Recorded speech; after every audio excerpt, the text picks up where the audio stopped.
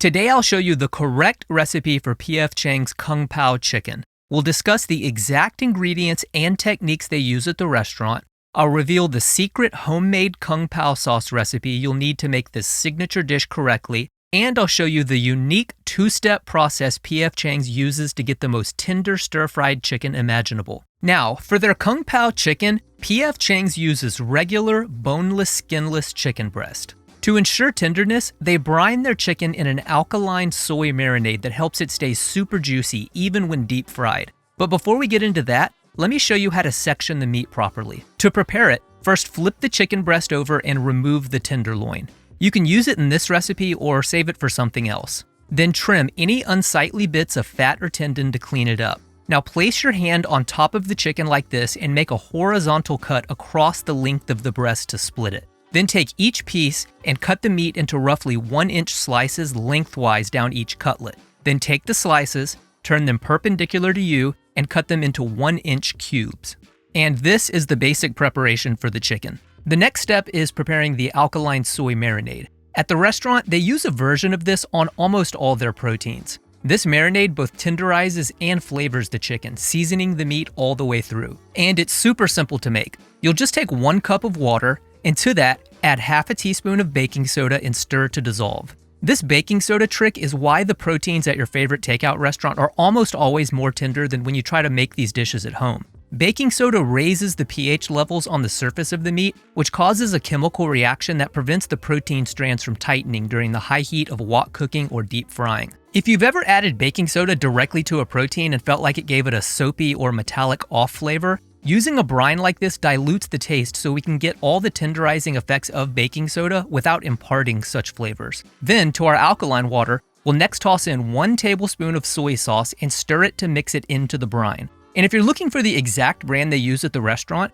pick up a bottle of Lee Kum Kee's low-sodium soy sauce, the one in the green bottle. But really, any soy sauce will work for the marinade. Then pour the brine over 9 ounces of your cubed chicken breast. And you'll want to marinate the meat for at least 2 hours. At the restaurant, they brine their protein for 24 hours, and I have noticed longer marination times do improve both texture and flavor. So if you can swing it, I recommend at least a day. And just make sure you refrigerate it the entire time. While our chicken is marinating, it's the perfect time to prepare the Kung Pao sauce. This one is slightly different than the dark sauce we've made in previous videos. It uses most of the same ingredients, but there are a couple of new additions. For the base of the sauce, PF Chang's uses a chicken broth made from Miner's Original Chicken Base. And you should be able to find this on Amazon. I'll include a link in the video description. But if you don't want to spring for this exact brand, both Knorr and Lee Kum Kee Asian-style chicken bouillon powder will also work fine for this recipe. To color the sauce, they use Lee Kum Kee's mushroom-flavored dark soy sauce.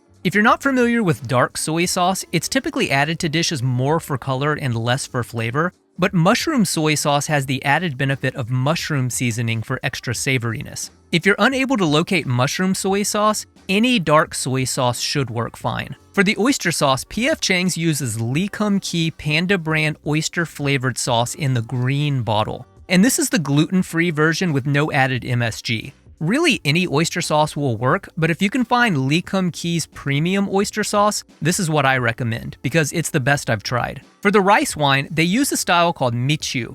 This is a very popular choice for cooking wine in many Cantonese and Taiwanese kitchens. It's very similar to the more popular Shaoxing wine, and while there are some subtle differences flavor-wise, they are essentially interchangeable. You should be able to find michu at most Asian grocery stores, and it is available on Amazon, but if you're unable to locate it, just grab a bottle of Shaoxing.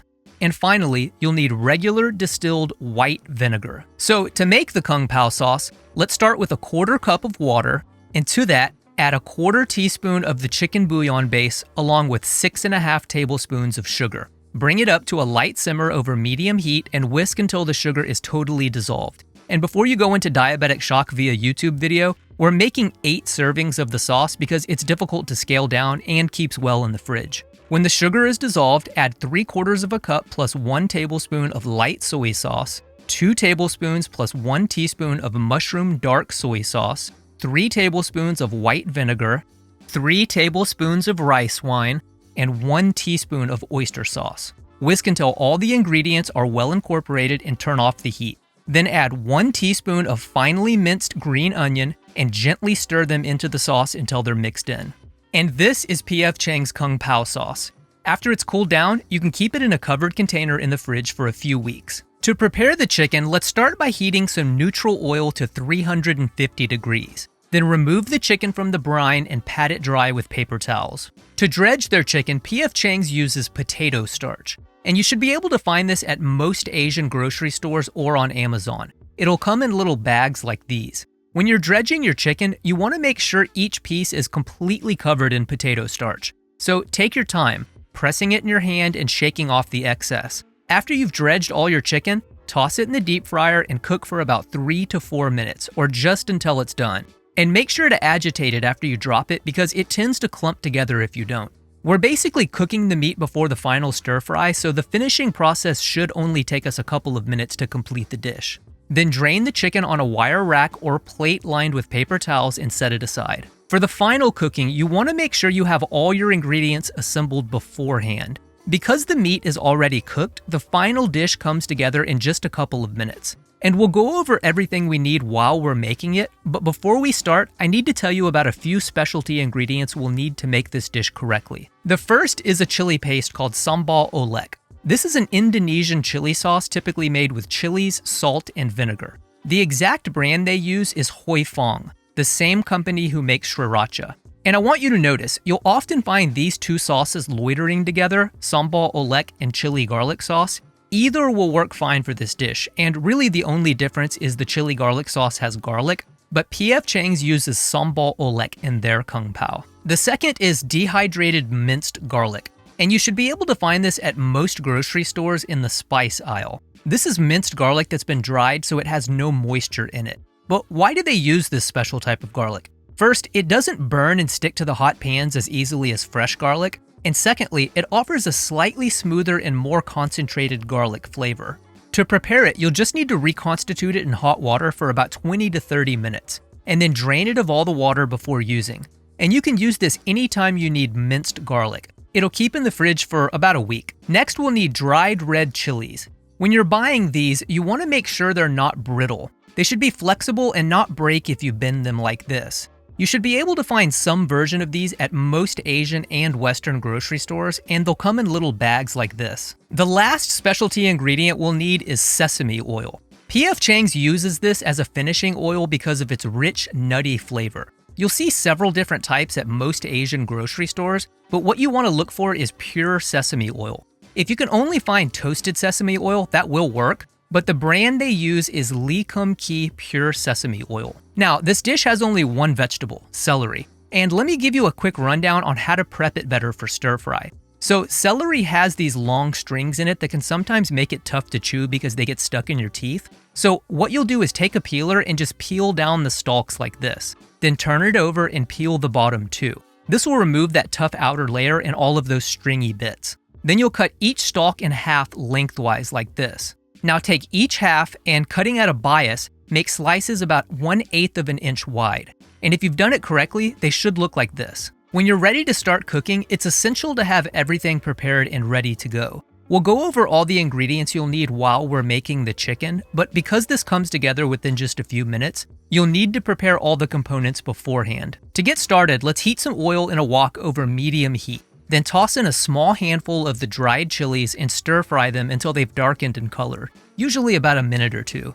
And forewarning, these peppers do release a lot of asphyxiating vapor, so you might want to open a window during this step because it may turn your kitchen into the eastern front of the Battle of Bolimov in World War I. Then add 1 teaspoon of the rehydrated minced garlic, 2 teaspoons of the sambal chili paste, and a 1/4 cup of finely chopped green onion whites. Cook for about 10 to 20 seconds to release the flavors of the aromatics, then toss in a 1/4 cup of the prepared Kung Pao sauce. Bring it up to a boil and let it reduce very slightly. You don't want to go too much with it because the sauce can become too thick if you overdo it. Next, add a 1/4 cup of peanuts, 9 ounces of the prepared chicken, and a 1/4 cup of the sliced celery. Stir everything together and cook for about 20 to 30 seconds or just until the chicken is completely coated in the sauce and you see no dry spots. Then drizzle in 1/2 teaspoon of the toasted sesame oil, stir it into the chicken, and turn off the heat. And this is PF Chang's Kung Pao Chicken. Now, very quickly before the taste test, let me give you a tip on the sauce. If you don't feel like tracking down all the ingredients to make it at home, which you should because it's much better, you can find a pre-made version of the Kung Pao sauce at most grocery stores. It's not as good as the homemade version, but it will work in a pinch. All right, back to the taste test. Although this isn't a traditional spicy Kung Pao, it's still an excellent version of a Western-style takeout Kung Pao chicken. And if you enjoyed this video, make sure to check out PF Chang's fried rice here. Thanks for watching. See you next time.